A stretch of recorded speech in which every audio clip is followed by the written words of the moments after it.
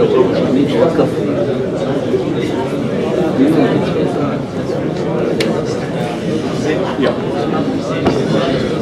I think we have stretched and have more oxygen. Bismillah ar-Rahman ar-Rahim wa salatu wa salam ala Rasul al-Kareem. We will start our next session. And may I call for Brother Shuaib to come and give us his presentation about the Waqf Wasiyah.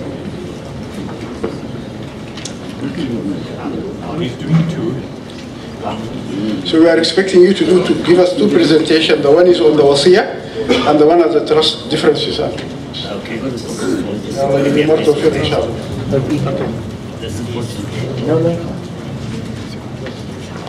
Can I write? No, we got to see. Bismillah ar-Rahman ar-Rahim. Nahmadu wa nusalli ala Rasulil Kareem. Got 10 minutes. I've been allocated a slot on Waqf and Wasiyah.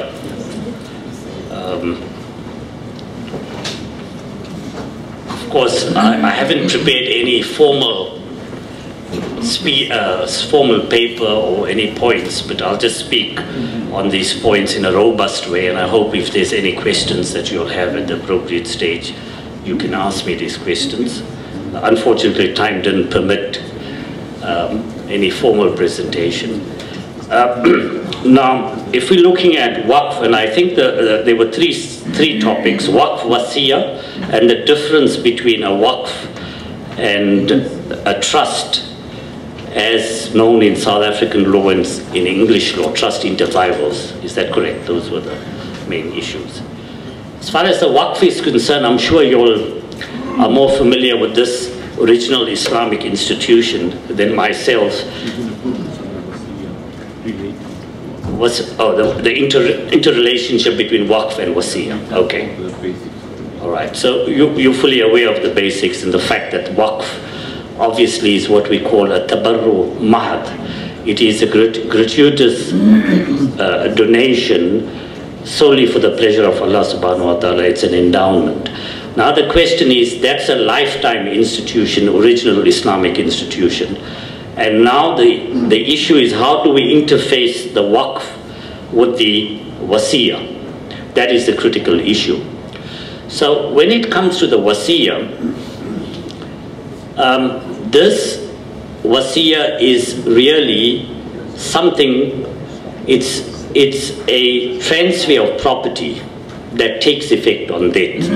Transfer of property that takes effect on death. Tamlikun muallak fima ba'd al-maut. So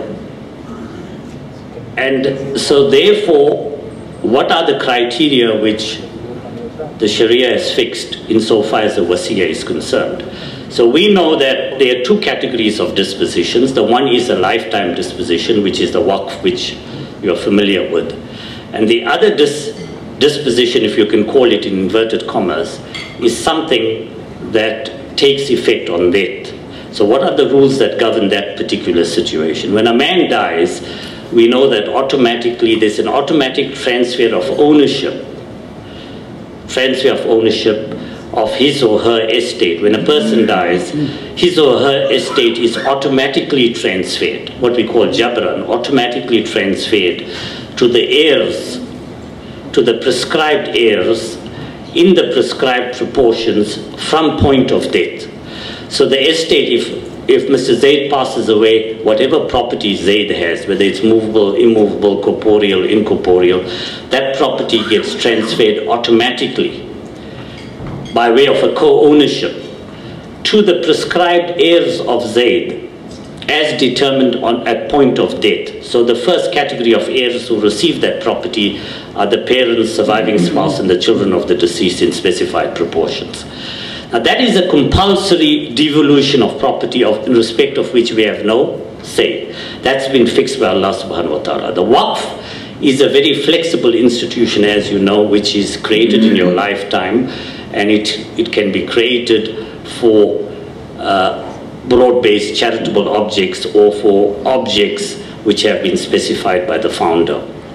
I must just remember towards the end to mention another institution called Irsad and compare it, which was recognized by the classical jurists, and compare it to the Waqf and the trust. Now, what Allah subhanahu wa ta'ala has done is, in this devolution of property, there is a voluntary aspect, and the voluntary aspect is this, that every Muslim can leave any proportion of his or her property not exceeding 1/3, not exceeding 1/3 after payment of debts, DEBTS, to third parties who are not the prescribed Sharia heirs of the deceased. Right, this will take effect at point of death. So this 1/3, the Holy Prophet ﷺ has set some criteria for this. When he was asked in the context of several ahadith in relation to 1/3, and he says, yes, this is voluntary, it's not compulsory, and he says you can leave at least 1/3 of your property to third parties. Was-sulus kasir, but even 1/3 is quite sizable, or quite a lot. Was-sulus kasir. So bring it within the 1/3 framework, right? And what's the purpose of this 1/3? Is to benefit primarily to create a sadaqah jariyah going forward into the future. Sadaqah jariyah means, obviously, you know, it's like the waqf, it gives you ongoing reward. So when a person dies, in terms of the famous hadith, there are 3 categories of amal that survive him, and one is sadaqah jariyah. That will be ongoing reward. If he's done some good, and that good carries on in perpetuity, then that reward will continue in perpetuity. So this is the 1/3 wasiyah that we're speaking about. Now, this is where the interface between waqf and wasiyah comes in, because we can use the wasiyah within South African law, obviously, and even English law and other systems. You've obviously got to write this wasiyah in your will. If you die without a valid will, then your estate will devolve in terms of the local law, whether it's statute law or the common law. So here, the wasiyah, if you write a wasiyah, and if a person says, for example, I leave 10% of my estate to Awqaf South Africa, for example, after payments of debts, of my debts, DEBTS, or I leave, he can specify a monetary amount, provided that amount does not exceed 1/3 of the estate. So there are a whole host, range of permutations where in your will, a Muslim can actually use the wasiyah as a very effective instrument for empowerment, Muslim and non-Muslim empowerment within the society, to uplift people, disadvantaged communities, for whatever purposes that you want to designate, right? For education, for health, for housing, for economic upliftment. So this is wasiyah now. So this is limited to 1/3 after payment of debts. So if that clause in the will is correctly formulated, and it is clear, it is unambiguous, then obviously it becomes legally enforceable. And within your will, you can create a will trust to deal with the 1/3. And as one of the other speakers mentioned earlier on, and I walked in a bit late, the problem we have with these charitable endowments that we create via the instrument of the wasiyah after death is obviously the management of that. And if you don't manage it correctly over a period of time, this wasiyah could potentially, through mismanagement, the effect that was desired by the testator or the testatrix, that effect will not, or that object may not necessarily be realized.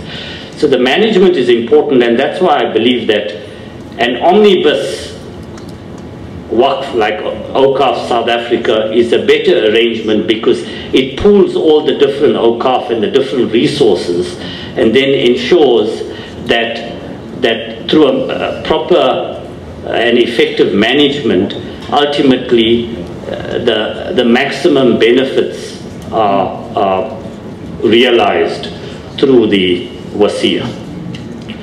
So, so this wasiya then deals with the a specific situation, which is a post-death situation, and obviously when a person dies, then you create a wasiya in the will and you give effect. So it's analogous to a waqf. It's like giving effect to the waqf through the instrument of the wasiya, but it's also voluntary, just as a waqf is voluntary. It's a tabarru.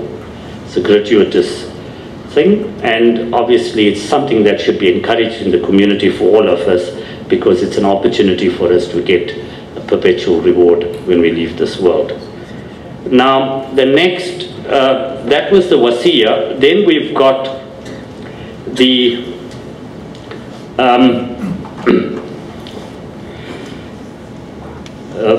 we've got the situation, the difference between a waqf and a trust inter vivos. Now, a trust inter vivos is a very common form of financial arrangement in South Africa and in other countries. And what happens in a trust inter vivos is that the planner or the person who owns property transfers property into a trust, and in that trust is ring-fenced. The property is held by the trustees in their fiduciary capacities for the benefit of the beneficiaries stipulated in the trust. And the beneficiaries who are stipulated in the trust are obviously generally the family of the planner, or the person whose assets are being transferred into the trust, namely his wife and children.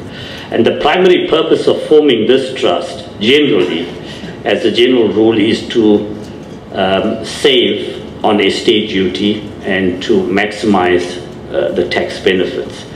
So, from a Sharia perspective, this trust quite often it gets confused with a waqf. This specific dedicated trust inter vivos that I'm speaking about now has got nothing to do with a waqf. It's actually it's really the alter ego of the planner. He's just constructed the waqf as a ring-fenced legal entity to get maximum benefits from estate planning. You mean the trust? Sorry, the trust, yeah. Trust inter vivos. To get the maximum benefits. I'm not speaking about those. So it shouldn't be confused with the waqf, because the object of the trust inter vivos is to manage the assets of the planner or the founder, or the real founder or the true founder, in an effective way, and in a way that will maximize savings in estate duty, in income tax, and create a growth within the trust historically. So in essence, if you remove the trust veil, all that the assets within the trust from a Sharia perspective in substance belong to the true founder.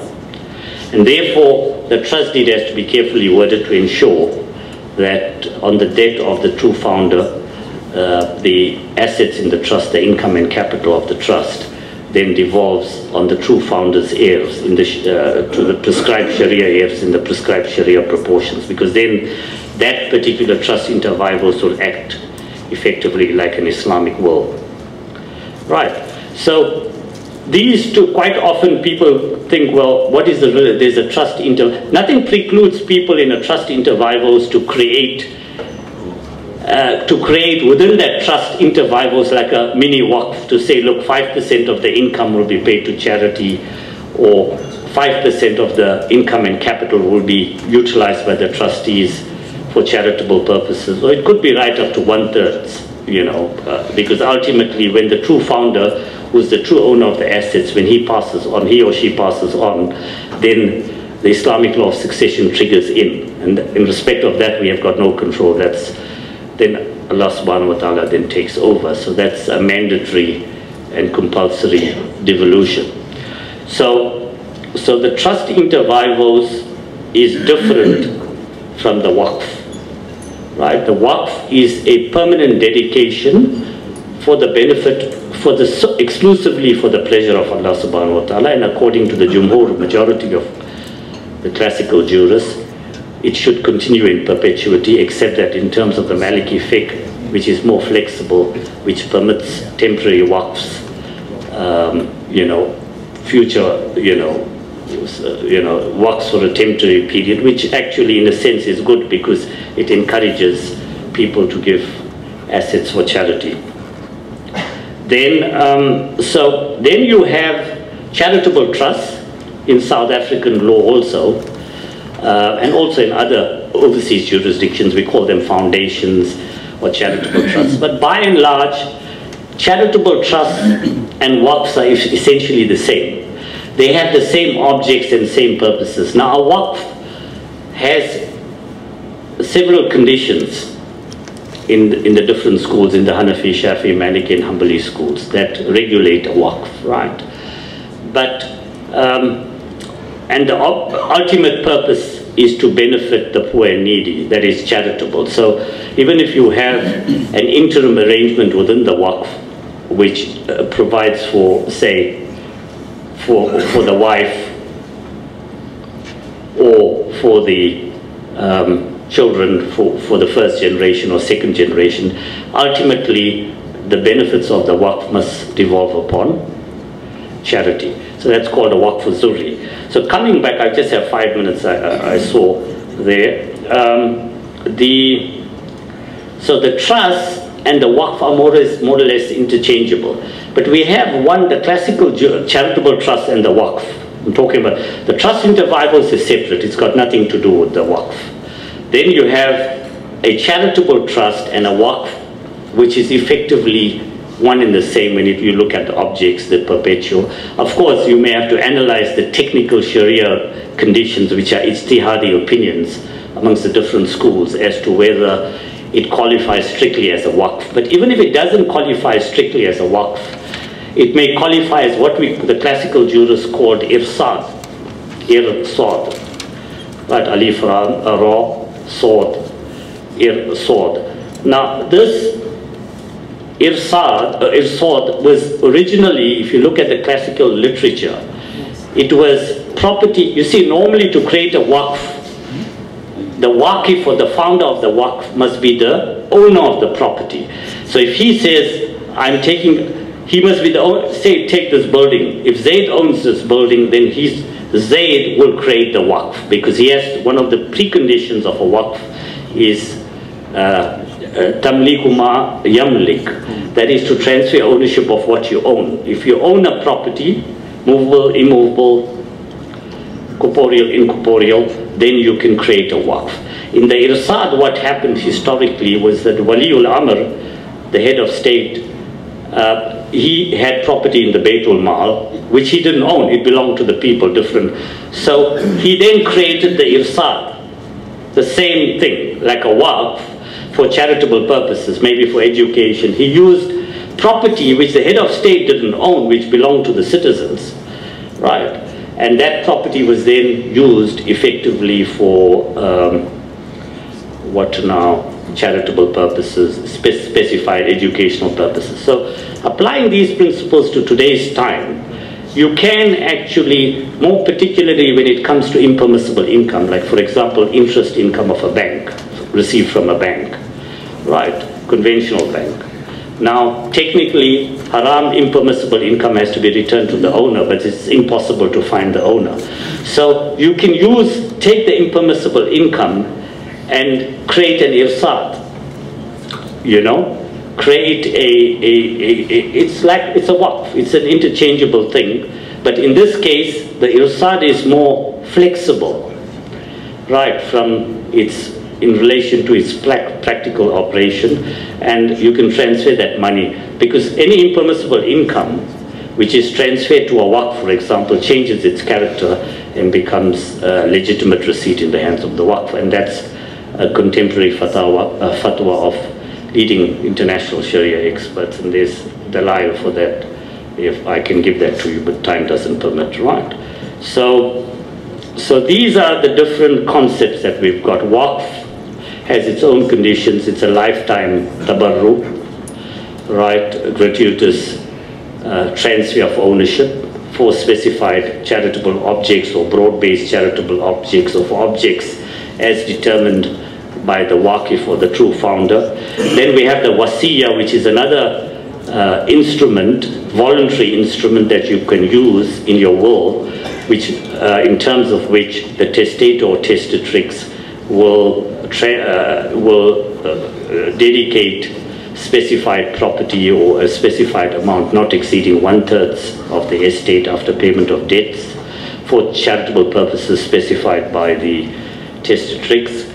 Then you have the irsad that I mentioned, where you don't have to own the property and you can take and create a waqf via the irsad, because all the classical jurists who speak about the concept of waqf also deal with the irsad under the same chapter.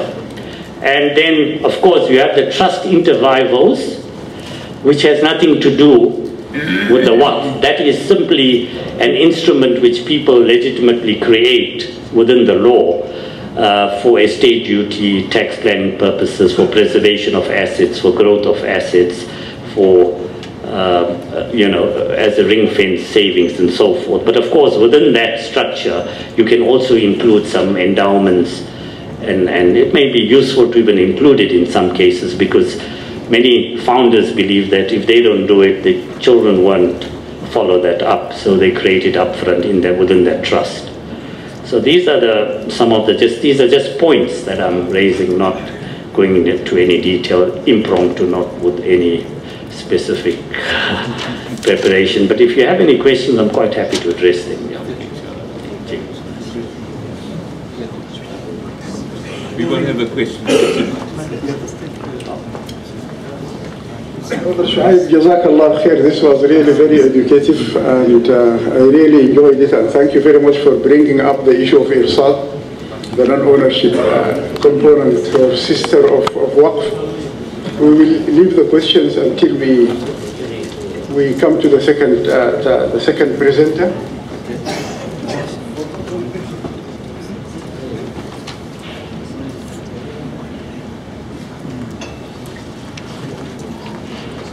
Our second presenter is Brother Hussein Aji, and he is an accountant specializing in the tax and management of non-profit organizations. He has published 2 books. He also had one on tax benefits for non-profit organizations, which I encourage you to get hold of it.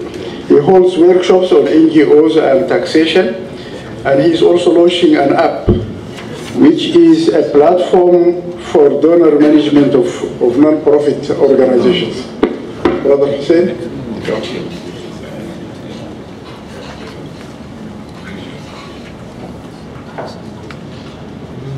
Bismillahirrahmanirrahim. Assalamu alaikum wa rahmatullahi wa barakatuh. To have a topic on tax before lunch, I don't know how Zainul timed it. Anyway, the topic is, should Waqaf, and I use the term Waqaf, NPO, organization, charity, interchangeably, right? Should they love taxes? How many of you all agree with this? Most of them don't. Right. Let's take a paradigm shift on taxes. We all look at tax as an expense. Why not look at tax as a source of income? Because remember, in taxation, one person pays, someone receives. Always. We pay the tax, the government receives the tax. Then the government gives out the tax. Are we benefiting from what they're giving out? That's my theme. Right. Now, for an organization, you get donations, grants, you get investment in registered institutions like banks, mutual funds, REITs, etc. That type of income is separate. Then you have trading income. Trading income that is directly related to your cause. For example, you're running a school, and after hours you have tuition classes for which you levy a fee. Or you're running a clinic and you have a pharmacy where you're selling things that are, it's related to your activities, right? Or you have a sustainable project and you make craft items, clothing, etc., and you sell it out. Then you have of an occasional trade. Example of this is the normal people make diaries. They make the diaries and then they print it and they sell it and they use the funds for running the organization. For all of this, there's zero income tax. So whatever your donors are giving you, there's no income tax. Look, I'm looking specifically at the South African situation, but in many countries, the similar laws apply. In fact, the South African law is based on the UK law. Now, if you're a normal business, this is the tax you'll pay, 42%, effectively tax you pay. Now, now how can you mitigate this? How can you reduce it? If you are a registered NPO, that means you can either take the form of a trust, you take the form of a non-profit company, or a voluntary association. The thing is that you have to be formally registered. Now, formal registration brings governance, accountability, transparency, all that comes in with a formal registration. Now, the activities of that entity must be of a public nature. It must be accessible to all. And for example, in my opinion, A to Z, you name the activity, as long as the community benefits from it, it's an activity. It can be a service, whatever it is, whether it's welfare, humanitarian, education, animal welfare, religious, cultural, emotional, lifting up people. All that is welfare activities. The criteria of here, it must be accessible to all, the rich, the poor. So it mustn't bar anyone from it. Now there's for example, it cannot be for a family. This is where the concept of Waqf Ali comes in, is that as long as family members are beneficiaries of the trust, you will not get a tax exemption. Right? But you can have it for a particular group. You can say for the people of Amshlanga, we are providing bursaries. Or for the Muslim community, we're providing bursaries. So you are allowed, as long as it's a broad-based, then you're allowed. And it can even be overseas. Now once you get, you meet these three requirements, you become a tax-exempt body. Right, so now, from now on, whenever I'm talking of savings and all, I mean you are a tax-exempt body. If you don't meet these requirements, you're 42%. Now the government looks at you, you guys are special people, you are do-gooders, I'm giving you a discount. You pay 25% tax, not 42. So this is an incentive to you on your business income.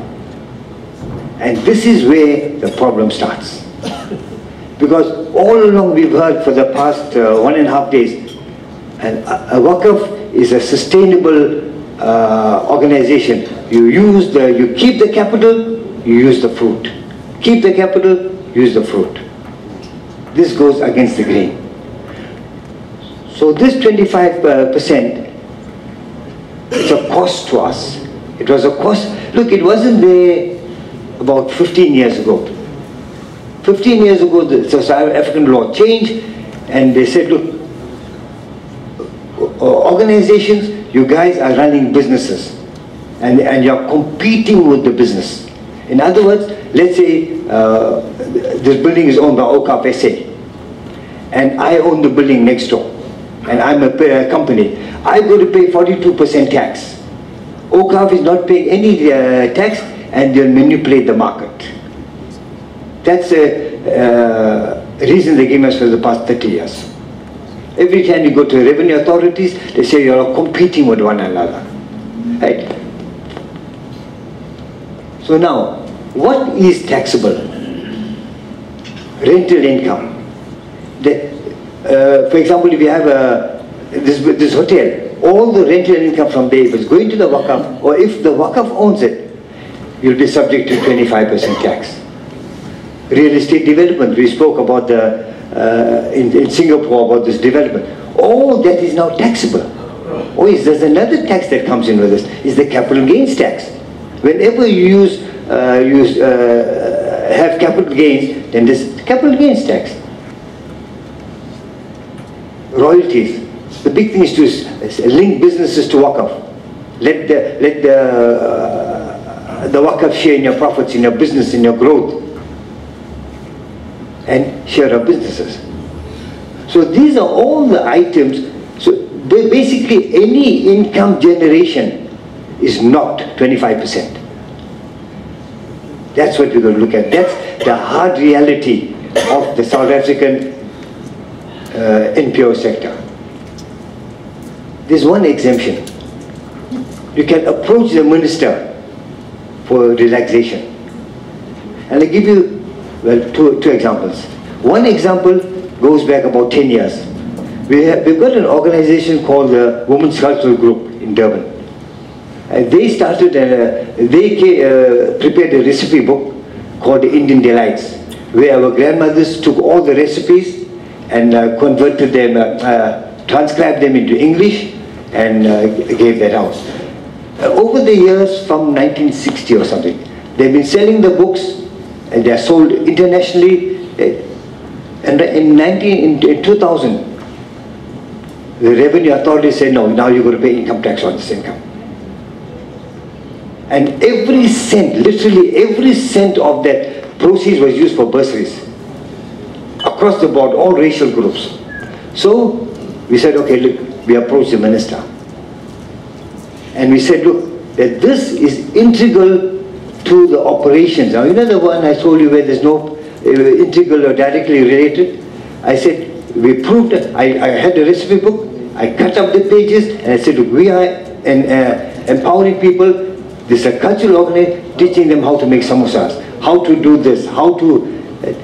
Eventually, after 2 years, they came back to us and said, fine, it is integral to your activity and therefore we won't, we'll allow you the exemption. The problem, they came up and said, your book is competing with Jamie Oliver.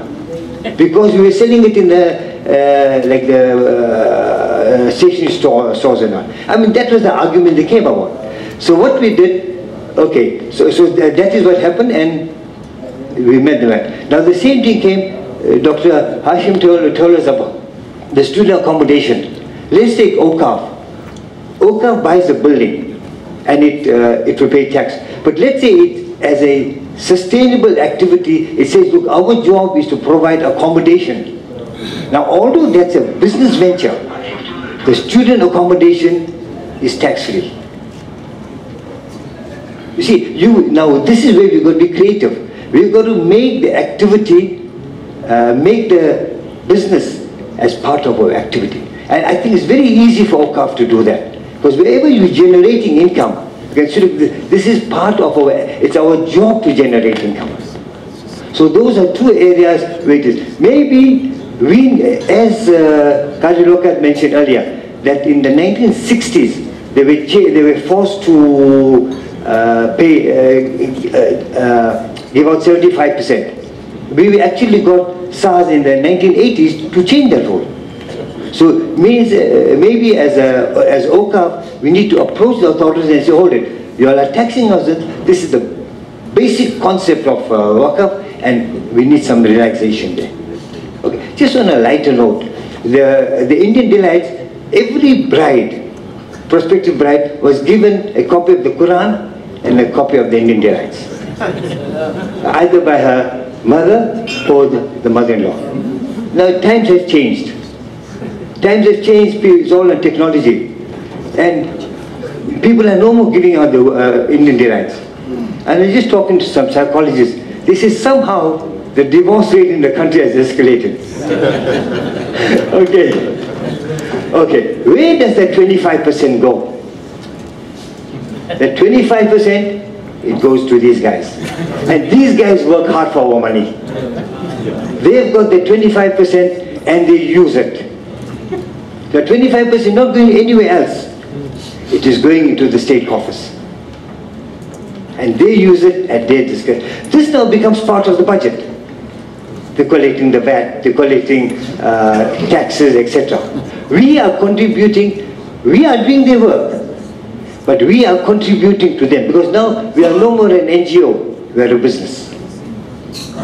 They have changed the definition of us from a NGO to a business. They say there's no such thing as a free lunch. How many agree? Is there? Is there a free lunch? No.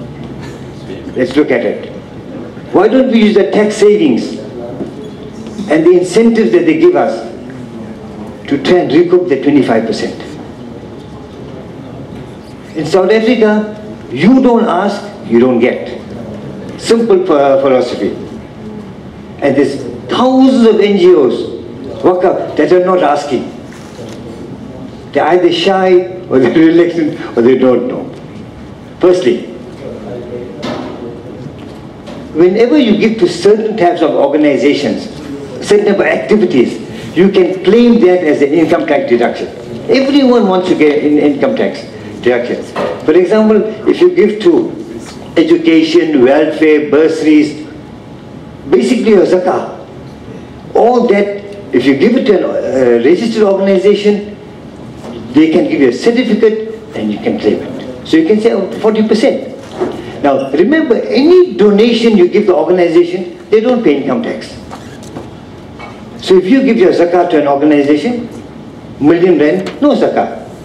But you can claim the tax on that million rand. So you save your 40%. Right. Now this we have found, look, this has been here for years, but in the past 10, 12 years, they opened it to before that it was only for education. Now they open up for welfare. Only one they excluded is religion, culture and sport. Everything else you can use it. You can give money to a mosque, but you can't claim that as a deduction. Okay, so now you got that 40%. So, and what we found, organizations that are benefiting from there, the collection have quadrupled. I mean, Sanzef is a case, a speaker away from Canada. They are from, I think, about 10 years now. They just quadrupled. Another one is bequest. Sheikh Shoaib spoke about bequest. Oh yes, one more thing is that they spoke about zakat money and lila. There's a problem in the country. Everyone is going for 18A, at the same time they're not giving lila money. Now bequest is a source of lila money. The tax incentive is a source of lila money. And then there's donation tax, okay, we all know it. What about VAT? South Africa is one country where you've got to apply for a refund. I believe in Zambia and other countries, you get a certificate, and then when you go and purchase something, you don't get you pay less VAT on it. Right. South Africa, you've got to pay the VAT, and then you apply and you get it back. You don't apply, you don't get it. Right. NGOs love VAT. How many of you love VAT? No one likes to pay that 14%. We love VAT because on any donation you receive, no tax. I give an example of Sanzef. He mentioned yesterday that they get about 160 million. That 160 million, they pay zero VAT. But when they buy blankets, food welfare, put up a classroom, furnish a classroom, put up a computer lab, put up a clinic, they can claim the VAT. Right? On blankets, food hampers, university books, medication, building a clinic. This is one of the biggest sources of income for South Africa. First is the individuals, and secondly is the VAT. And it's there for us to take. How many of us are taking from the table? Virtually zero. A percentage of the Muslim NGOs are taking this. The government is giving us, but we are not taking it. I leave it to you all. And just one final point. I've done a lot of work for USAID.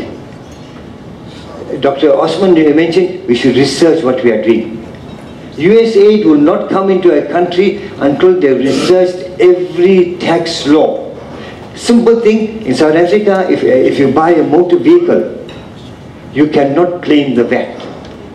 USAID, if you use USAID money to buy a vehicle, you can claim every cent. This is what the international aid agencies are doing, the arrangement they've got with South Africa. What about our aid agencies? And this type of thing applies across the world. So I think the Muslim community needs to take what is rightfully theirs. I thank you for your attention.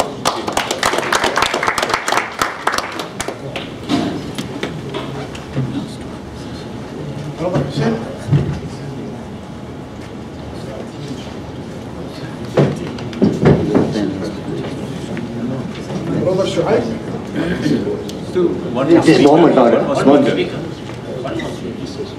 Advocate Bahid. Dr. Goni, you excited? No. Yes, Advocate Mohammed Wahid, he will talk to us about Waqf leadership and development. Advocate Mohammed Wahid. No, you.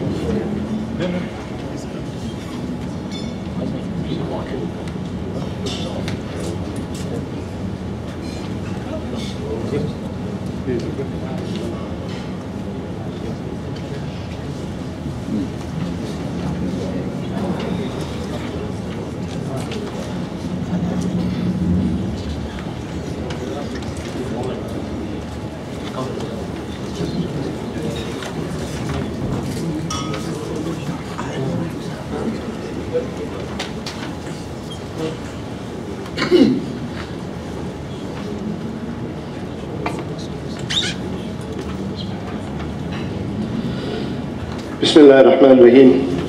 Alhamdulillah Rabbil Alameen. Wassalatu wassalamu ala Sayyidina Muhammad wa ala alihi wa sallim taslima. Qala rabbi shrah li sadri wa yassir li amri wahlul uqdatan bil lisani yafqahu qawli. Assalamu alaikum wa rahmatullahi wa barakatuh. I'd like to commence this presentation by asking you a simple question. How many of you have volunteered your time for some NGO or non-profit organization, be it at schools, masjids, madrasas, Awqaf, community-based organizations? Please raise your hands. Thank you.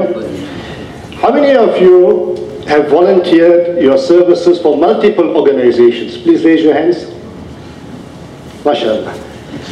Now if I were to ask you, there's a new organization and they're looking for office bearers and we want volunteers to come forward. And if I ask you that question, are there any volunteers? MashaAllah, there's about 2 or 3. Okay. So, now why is this so? The reason is quite simple. The same people are being called repeatedly to volunteer in organizations. So we are spread too thin on the ground. And there are not enough new people coming on board. Isn't that so? So, workers become leaders, and if there are insufficient workers, there's going to be insufficient leaders. So what is the issue?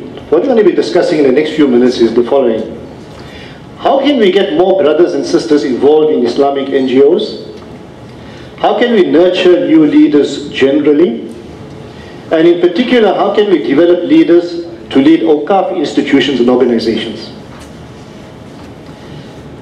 As far as leadership is concerned, are leaders born or are they made? What do you think? They are made. They are born. Okay, who was born as a leader? Oh, mashallah, we got one there.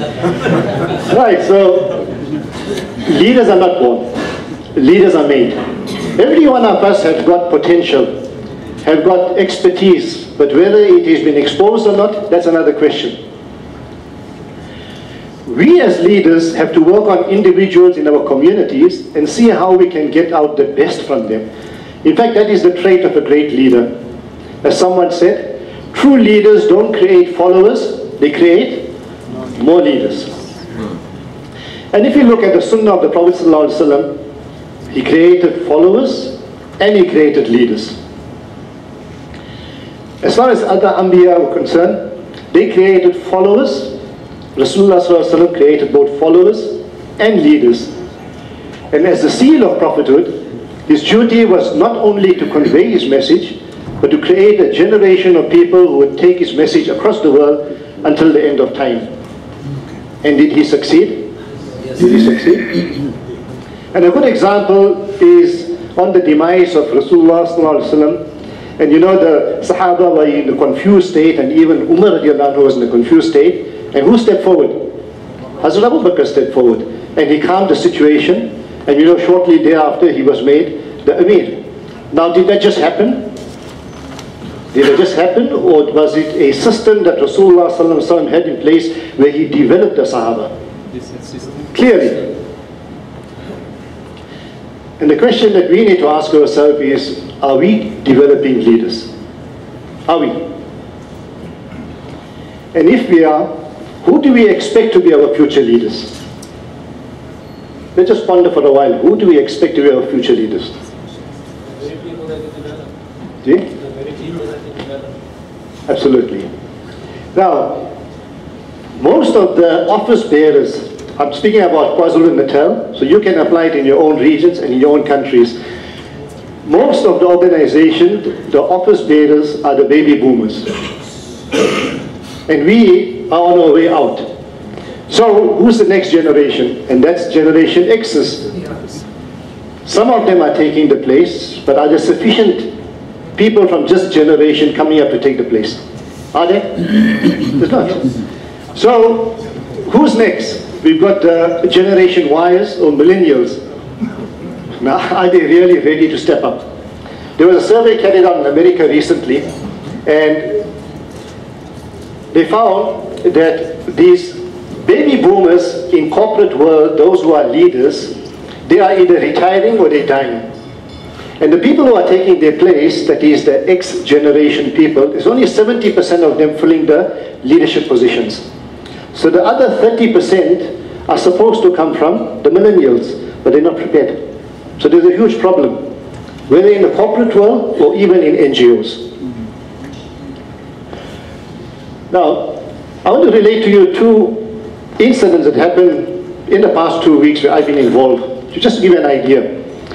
I do leadership training, alhamdulillah, also for university students. So for the new intake, I made an offer to the university students here in KwaZulu-Natal. I went to the MSA, Muslim Students Association of our local universities, and I told them it will be free of charge for you, your office bearers as well as your membership. Send out the invitation. So invitations were sent out.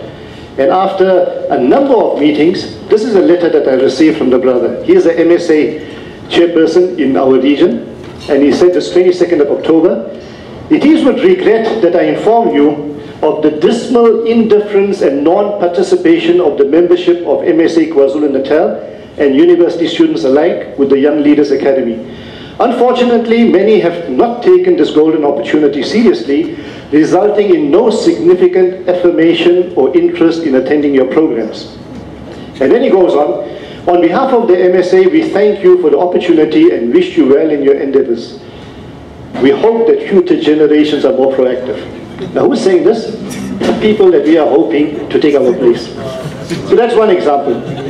And another incident that also occurred just last week, there was a very concerned sister from one of the government schools.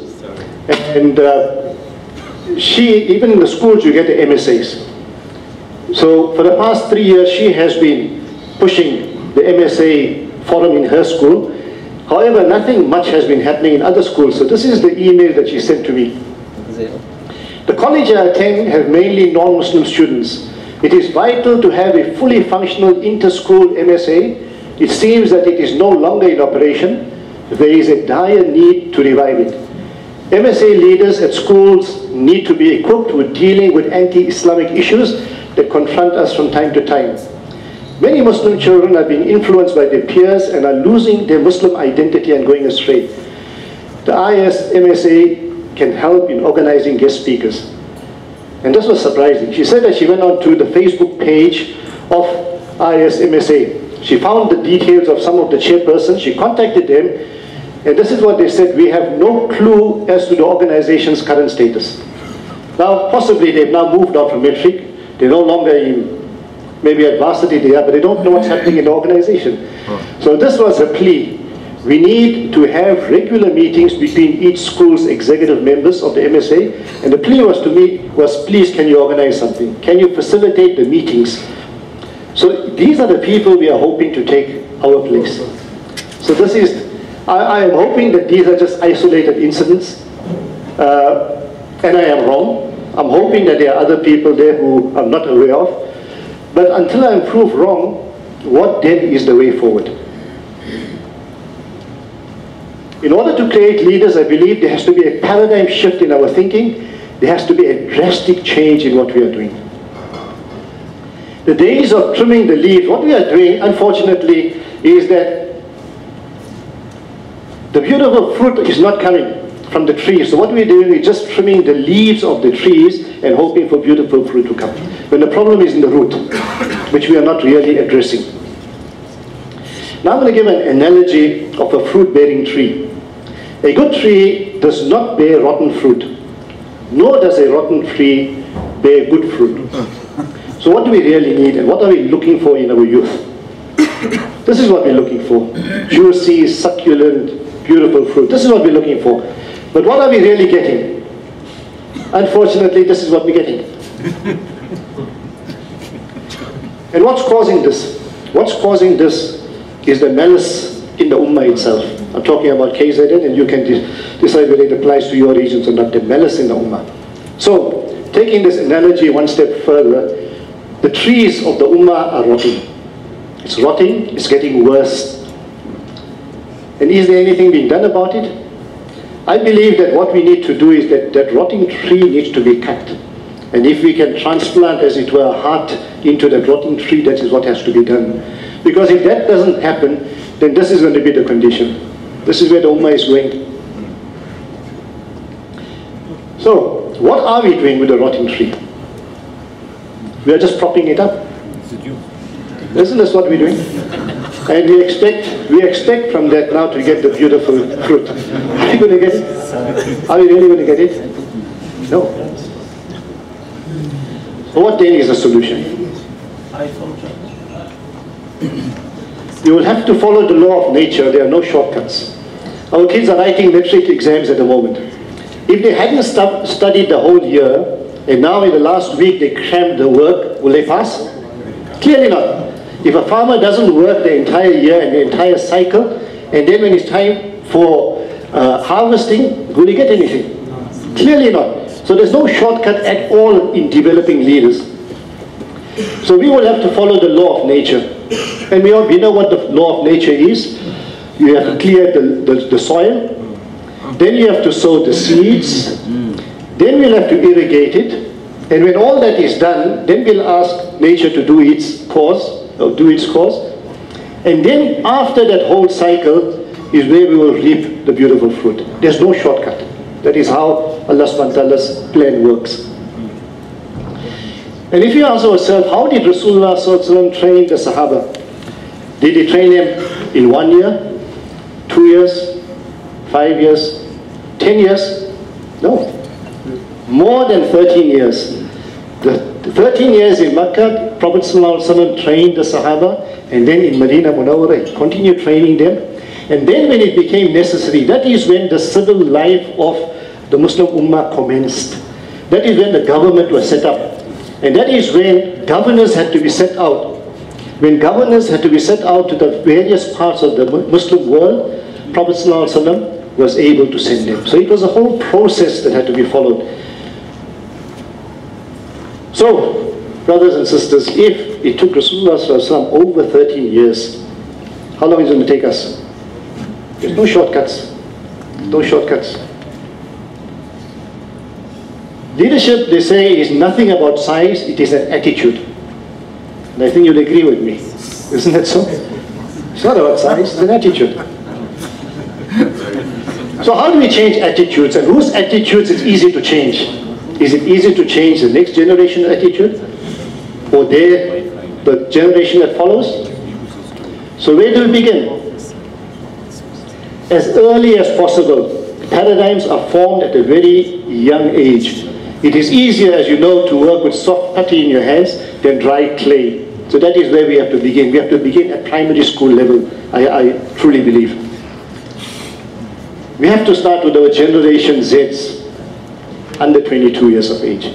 Not even the university. I think university is a bit late now.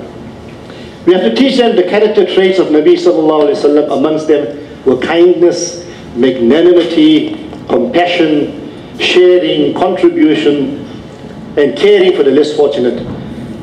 As someone mentioned yesterday, Advocate Abu Bakr Muhammad mentioned yesterday, from selfishness it has to go to selflessness. That is what we have to teach, and we have to start it at a very, very young age.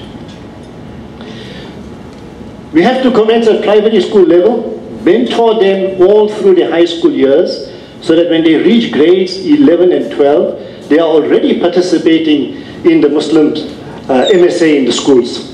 At that age we have to commence. And then when they get to the university level, they will take their rightful places in your MSAs, SRCs, etc. of our campuses.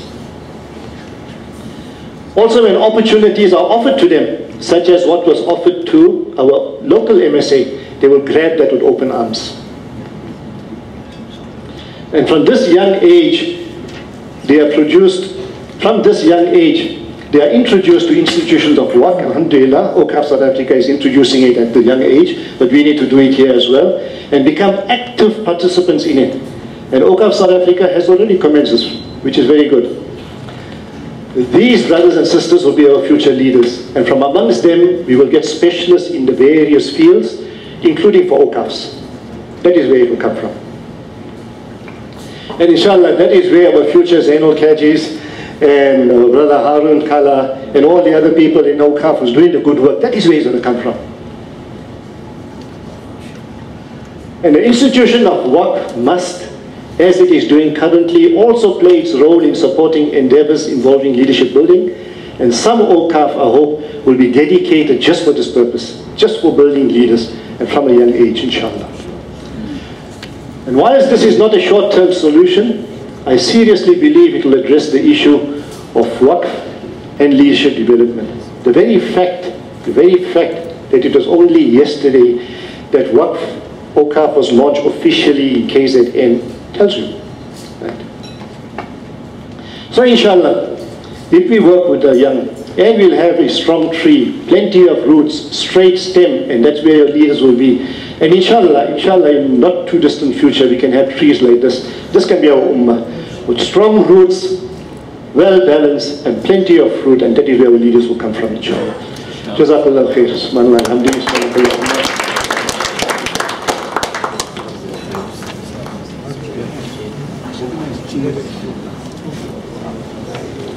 Jazakallah khair, Advocate Muhammad Rahil. Please can we come?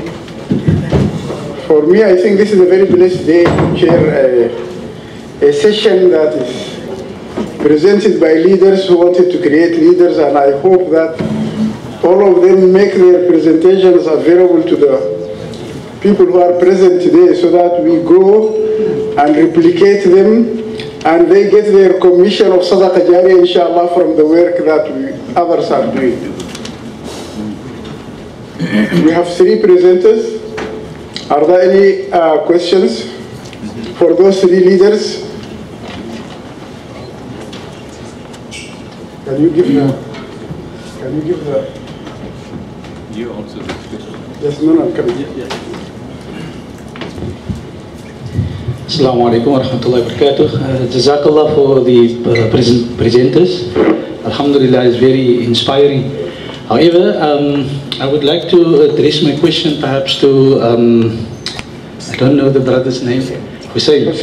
Yeah, with regards to the NPO, NGOs, and versus the NPC, the non-profit company, how do the tax claims relate to that as well? Can we take a few questions and then we respond? Can you give the mic? Here. Yeah. I think Dr. Osman.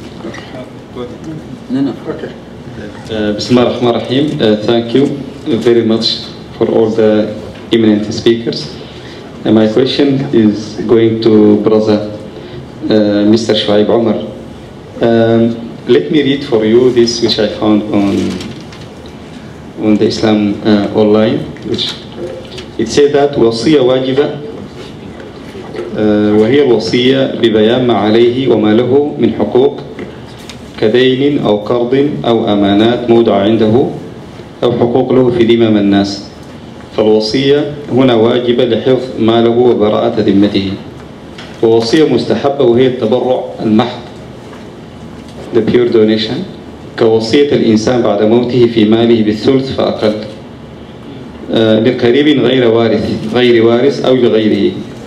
أو الوصية في أعمال البر من الصدقة على الفقراء والمساكين أو في وجوه الخير هكذا. So your lecture, which is very thoughtful lecture, let me think about instead of talking about waqf and wasiya, and from what you have said about trust in particular, I think we have to differentiate between wasiya and trust. You talk about irsad is very clear, you clear it yani. But maybe we need to clarify more or to give more explanation for the wasiya against trust. Thank you. Okay, can you give it to? Assalamu alaikum wa rahmatullahi wa barakatuh. Jazakallah to all the speakers, they were very inspiring in ideas and lovely sharing of information. I just want to make a comment and also a small question. We have, alhamdulillah, AwqafSA South Africa, one of our key projects is Leaders and Legacies. And leadership development is intrinsic to transformation. If that doesn't happen, we're not going to see transformation in the future. Though we have two partnerships. One is with Medina Institute, in fact, three of partnerships now I'm thinking about it. Islamic Peace University of South Africa and ASRI. And between these three organizations currently, there are at least about 150 graduates coming out in terms of leadership development. ASRI is particularly focused on political and social development, and they, we have postgraduates or undergraduates coming and they transform into a one-year full leadership development program. Medina Institute is more on Usuluddin and leadership in that aspect, from graduates who have graduated either as doctors, accountants and so on, or it's a one-year gap year for matriculants. Now, the question I'm asking to our panel is, these are only three institutions. We have at least 100 or so leadership development institutions in South Africa. And I'm talking about many of our Darul Ulums. And they are beautiful institutions who exist. But what we find, perhaps, there's a gap in terms of what we teach there to what needs to be taught now for a different world. And I think our sister summed it up earlier.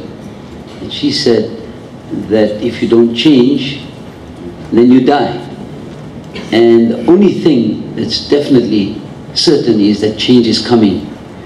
And what the statistics now are that if you start your degree 3 or 4 years ago, by the time you get into the 3rd or the 4th year, everything you've learned in the first year is actually outdated. And that's the speed of change that we are seeing in the current environment. So the challenge is, I would like to hear from the panel how we see the sharing and the learnings that we need to give to our Darul Ulums to transform ourselves to address the issues of today. Sorry about the long question. Thank you. Thank you. We have 3 questions. Let us hear from our presenters.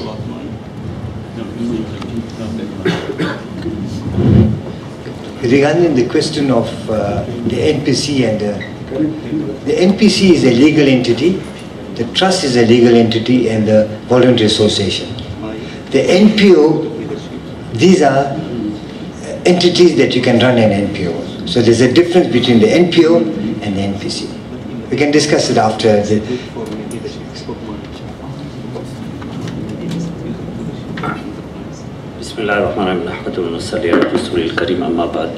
My learned brother asked me about the Wasiya Wajiba, Wasiyatul Wajiba. He read that Arabic extract. This Wasiyatul Wajiba is a different issue, because this deals with some of the Muslim countries. There's the classical fiqh, and then what all the Muslim Arab countries have done insofar as the Wasiyatul Wajiba is concerned.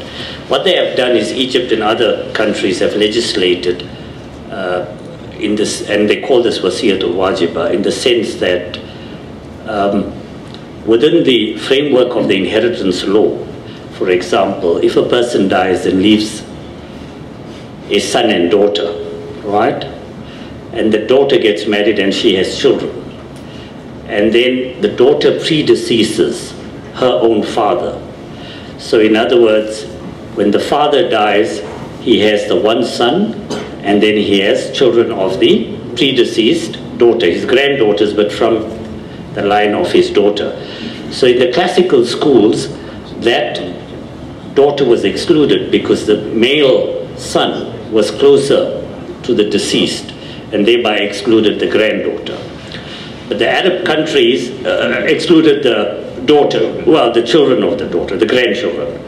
So obviously then, what should be done is the grandfather has a mustahab duty to maintain those grandchildren. So he should amend his will and create a wasiyah. That's mustahab for him. In other words, from the 1/3, he can even give the share of the, let's assume he has no wife, so, and he dies with no parents, that's a grandfather. So he'll survive by the son, and if he was survived by the daughter, the son would have taken 2/3 and the daughter 1/3. But the daughter predeceased and left her children. So that 1/3 can be given to the grandchildren in the form of a wasiyah. Right, now in the classical schools that was a voluntary, if he didn't do it, then the grandchildren were automatically excluded. But in the Arab countries, what they did is, this is where the concept of Wasiyatul Wajiba came in, and they legislated for that situation and provided that if that situation occurs, then automatically the grandchildren will inherit the share of the predeceased child, in this case the daughter. So the 1/3 that would have devolved on the daughter, had she survived her father, would go automatically to her. The other Wasiya Wajiba in the Hanafi school, for example, if a person dies and he has to pay fidya, he didn't read all his salah, or he didn't keep certain fast, or didn't go for hajj, then he has a obligation to make a wasiyah, to actually make a wasiyah and direct his executors from 1/3 to quantify the amount that is due and pay that as a fidya, right, to the poor and needy. But in the other schools, that comes out from the capital of the estate. Then the other question you asked me was wasiyah versus trust. When we speak about trust, right, I mentioned to you about the concept of irsad, which I thought was similar to a trust. In the you have a waqf, then you have a trust which is created, which is analogous to a waqf, right? It may not necessarily have all the conditions that are stipulated for a waqf, but it's a charitable trust, and effectively you can treat it as a waqf, but it will probably fall within the category of an irsad. So those three are, if you can call it, of the one species, right? Almost the same, and I don't think we can make any material. Then we have the wasiyah was the 1/3 in the will. But you can, through the 1/3, create what we call a testamentary trust. In other words, in your will, you say, I hereby bequeath 1/3 of my estate, right? Which will be held by my trustees in trust for the following purposes. You give your trustees wide powers, and then you say in that will that the income and or capital of the trust will be used to benefit those divorced women who are vulnerable and who are impoverished for health purposes, or whatever charitable objects you want to specify. So that's a will trust. Right, a will charitable trust, but within the parameters of the 1/3, because anything beyond the 1/3 will require the consent of the major heirs after the death of the deceased. So, and so you can't exceed the 1/3 threshold, nor can you make a wasiyah, la wasiyata li warisin. You can't make a wasiyah in favor of an heir, illa yujizal warasatu, unless the remaining heirs who are of competent capacity ratify that. Is that satisfying? Sure, if there's anything you... Jazakallah khair. Brother Shu'aib, you see, when you are mentored by a knowledgeable, you get the knowledge so easily said. Shu'aib is a student of Mufti Taqi Usmani, and we can see the hikmah of Shaykhna Taqi Usmani in what we have said. Jazakallah khair. The third question. If I could attempt. This is working, yes. But if I could attempt answering the third question, and that is, how can we transform the Darul Ulooms? Okay. Alhamdulillah, my experience with the Darul Ulooms that we have interacted with, there seems to be a willingness to expose their Darul Uloom students to topics, courses, programs outside their general syllabus. And I say this from experience because when we offer the public speaking program, for example, in Darul Ulooms, about 90% of the Darul Ulooms welcome us. And we even go for the second time now. We're doing our second round. We've been to about 7 or 8 Darul Ulooms so far. Even the different Jamiyat bodies, in fact all the Jamiyat bodies we've approached, they've participated in the public speaking programs. And what's more interesting is there is a leadership training program for ulama here in KZN. And recently 34 ulama graduated from that program. And ulama from different Darul Ulooms, different Jamiyats, different NGOs. And what's encouraging is that when we approach the principals of some of the Darul Ulooms, 3 of the principals of Darul Uloom sent their students and their ustads for the program. It was a 1-year leadership training for the ulama. And alhamdulillah, they benefited quite a lot. And the principals have also asked us, why don't you continue it? Not only for new students, but even with these students, continue and do a second year with them. So alhamdulillah, there seems to be clearly a willingness. We might not really be aware of it. Also, what I found when I had gone to India not too long ago, outside Bangalore, there is an area, there's a Darul Uloom, it's called actually Darul Umur. And it's a Tipu Sultan Advanced Research Institute. And I was very impressed with what I saw there.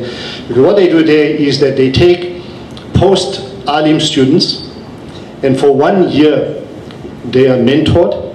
It's free board and lodge. There's about 35 students that they train for an entire year in order to bridge the gap from Darul Uloom to the working world. And then what they do is they have to go through about 3 or 4 examinations throughout India to select the team. And in the institution itself, you've got muftis, you've got ulama, you've got both. They qualified in the Sharia as well as they qualified in secular subjects as well. And when these alims come out, even before they finish the year, jobs are waiting for them. And some of the subjects they teach them, firstly they teach them leadership. They teach them everything about IT. So when I went and met those students, number of them, they had their own Facebook pages, Instagram, they could develop websites. So if they go to Darul Ulooms, they go to madrasas, they go to Islamic schools, they've got this, they're already empowered. One of the other subjects was Indian history, which wouldn't be taught in the Darul Ulooms, and there's 2 other subjects. I thought this was a fantastic initiative. And if we have something like this in the country, then I think it will address your concerns, inshallah. I just want to say something about the Darul Ulooms. It's a very sensitive subject, as you know. So, but I myself studied in a Darul Uloom, so I can, I think I feel qualified I can speak about it, because I know the syllabuses. I think the problem that we have is if you take, I can't speak too much of about the syllabus in the Arab countries, but ultimately the issue in the Darul Ulooms is at 2 levels. One is the syllabus, and the other is finding competent teachers to teach that syllabus. You see, the Dars-e-Nizami syllabus that came, which is being implemented from the Indo-Pak continent, historically they had certain texts, and if you look at the Indo-Pak, they teach the Hanafi fiqh. So the first problem is the syllabus, the texts that are used in teaching, like fiqh and so forth, they were written hundreds of years ago. For example, Hidayah is the standard textbook, or Quduri is the standard textbook. No work has been done to update those textbooks so that when the students are reading it, they can match it with contemporary circumstances and situations. So the first problem is the syllabus has to be revised suitably to bring it up to date. As the brother said earlier on, things are changing so quickly. So you can't read a textbook written 500 or 600 years ago. For example, Hidayah, there are examples there about slavery and so many other things which have not been updated. So and then obviously some of those textbooks, Hidayah was a book written for judges, and I benefit a lot from it these days. But after maybe 32 years in specializing in corporate law and litigation, now for a young student, unless you don't have a competent teacher to teach the book, and also to make it simple.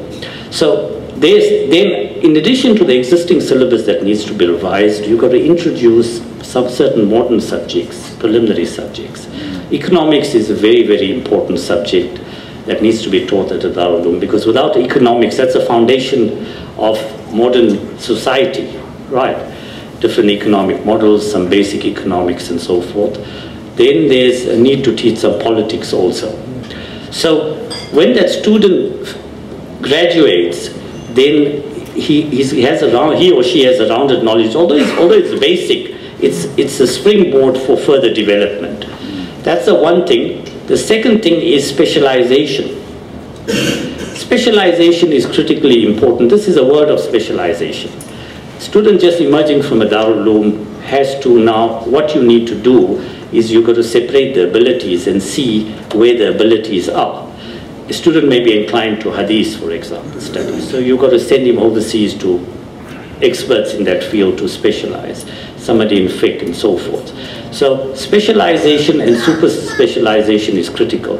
What's happening now is there's a massive gulf between that level and what's happening in the international fiqh academies. For example, Global Fiqh Academy, based in Jeddah, which is the International Fiqh Academy, where the international Sharia experts meet regularly to deal with contemporary issues. There's already resolutions, 45 or 50 volumes of papers and resolutions. Then there's other fiqh academies, the IOFI Sharia panel, we have 40 Sharia standards. There's fiqh academies in Kuwait, in India. So there's a massive gap from here to there. So that gap can only be filled through specialization and super specialization. The other big problem I find is and I said that with the greatest respect to my teacher, Sheikh Taqi Usmani, recently in an issue which I had with him relating to adopting a principle from the Maliki fiqh on the question of a usufruct. The Hanafi fiqh doesn't recognize it, the Maliki fiqh recognizes the concept of umrah with hibatul manafi, which is effectively like a usufruct of a property, and there's certain conditions for that. Now, when you only teach one fiqh in a madrasa, there's a problem. Because we are living in a minority society. It's not like if we had the Ottoman Empire, Majallatul Ahkam al-Adaliyya was the Hanafi code brilliantly prepared in article form, which was the law, until Ataturk came and replaced it with the Swiss code. So there it's a different situation. Here in South Africa, in minority societies, you can't just draw from the one fiqh.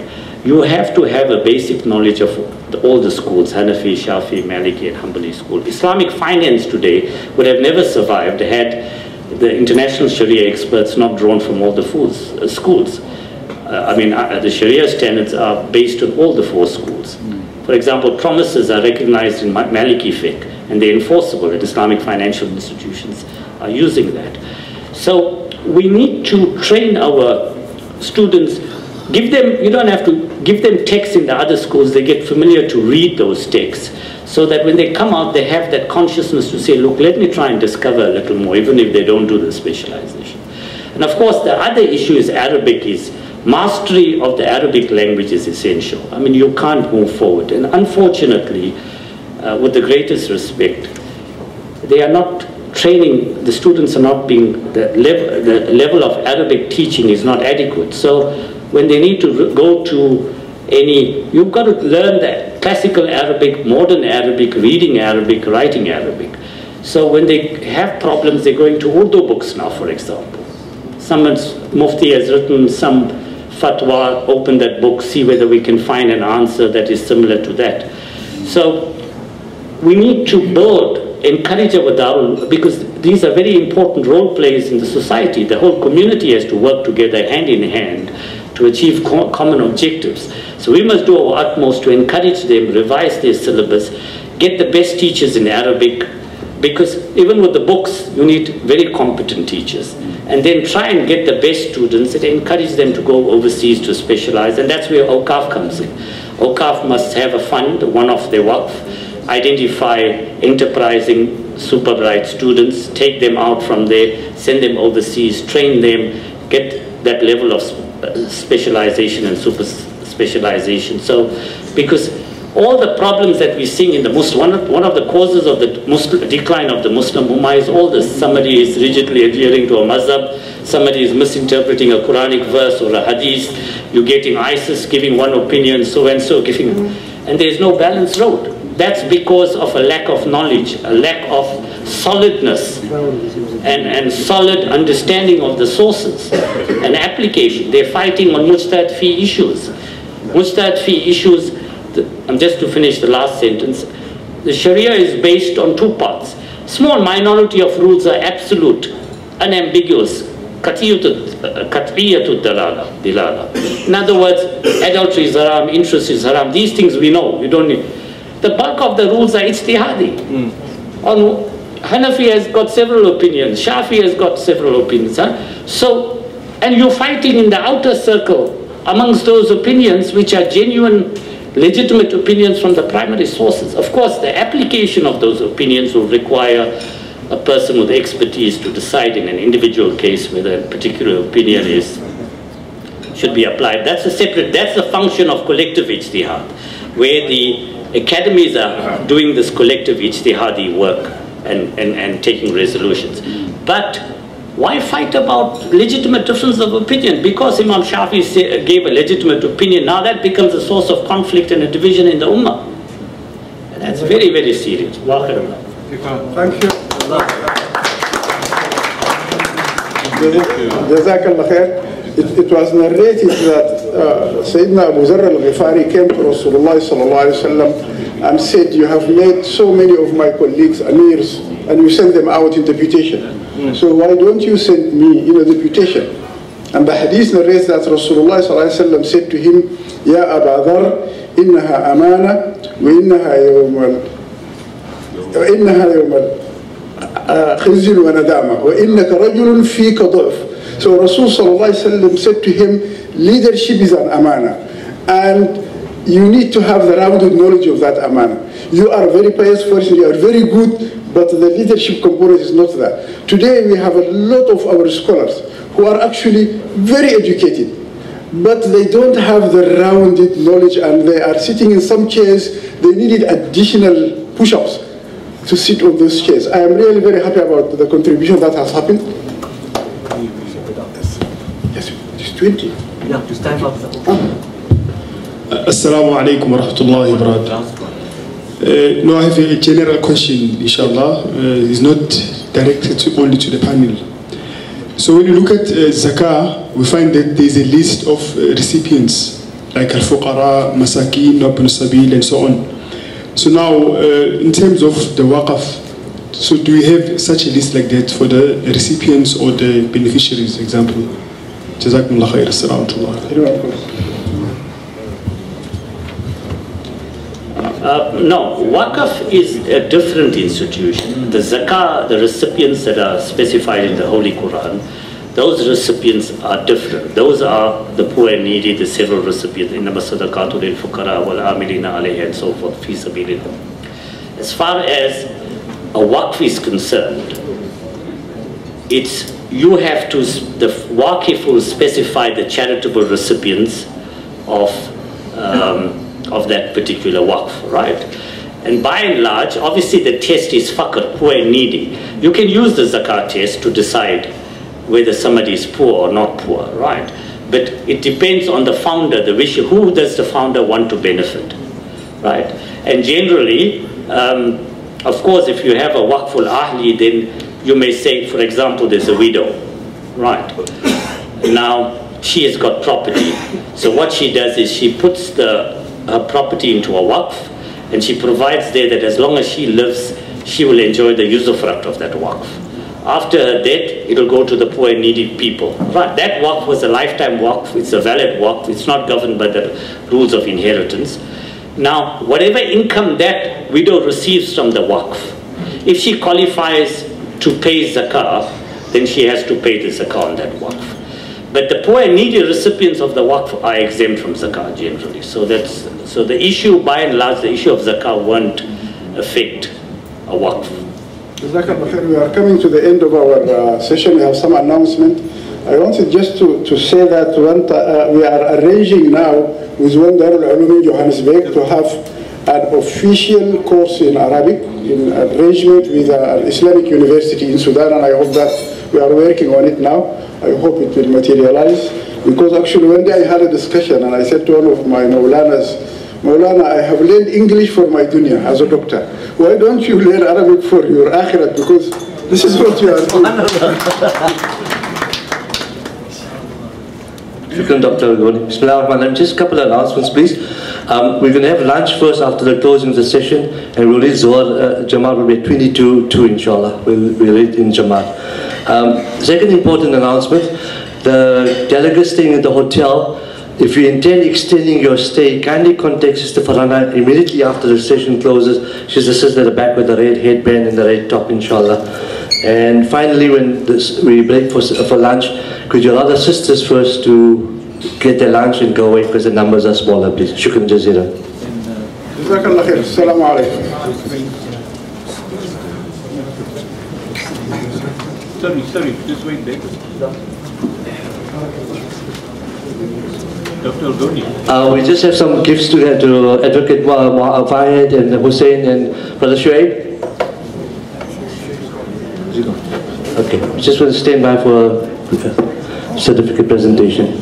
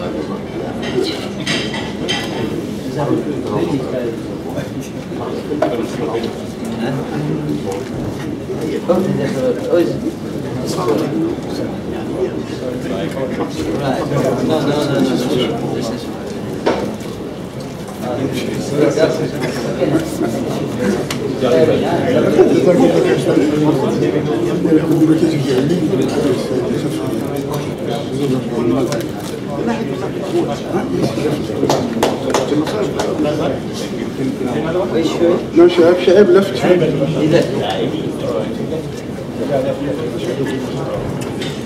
You will pass it on.